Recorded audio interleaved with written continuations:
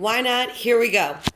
This is Sean Callagy. Good morning. Welcome to Why Not, episode number 19, November 18, 2015, Wednesday morning. Had an interesting comment yesterday, which I really want to deal with, and it helps with our subject matter for today, which is why not exponentially increase your ability to connect with other people. And the comment was, and I've been really thankful for a lot of the positive comments, was, wow, that guy seems like he's pretty full of himself. So I responded in two different ways to that. First, I completely understand and appreciate that sometimes with a high degree of energy and certainty about producing results, that touches other people's egos, and it makes us feel like we're saying, well, I'm producing something or doing something and you're not, therefore I'm better than you are. I don't feel that way in any way, shape, or form, first of all.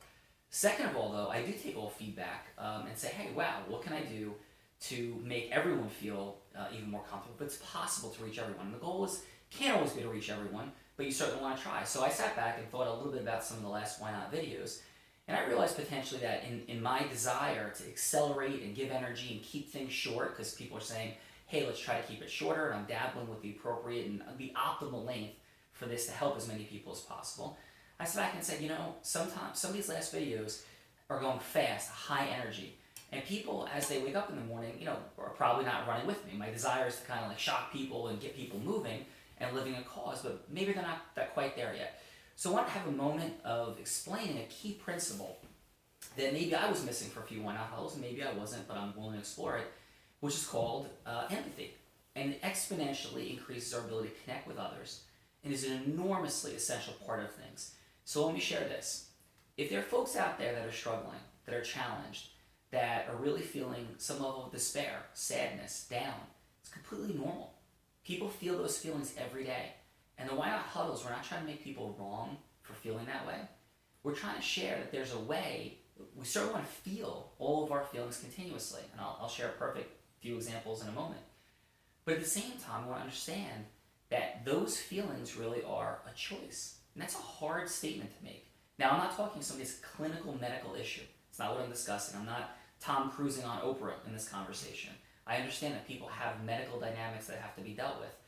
But I think a lot fewer people have those medical dynamics than maybe medical science would recognize. I do believe that. And in fact, there's books that I've read by psychiatrists running the old Bellevue that have said if people executed principles of personal development in a healthy way, that a lot fewer people would suffer from conditions like depression and sadness, and some people wouldn't, and they would need those other medical solutions to their challenges.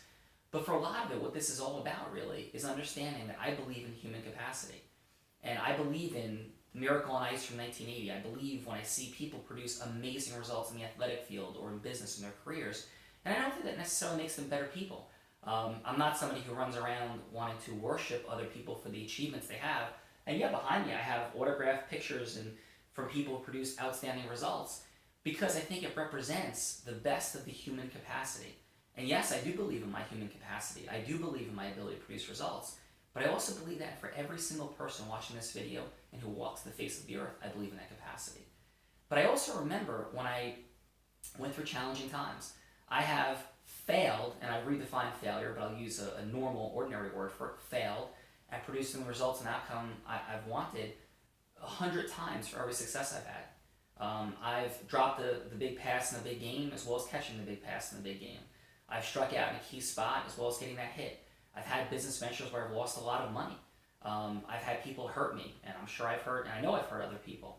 So I'm not sitting here saying I don't understand. And I do remember, for those that want to launch a business, I do remember this.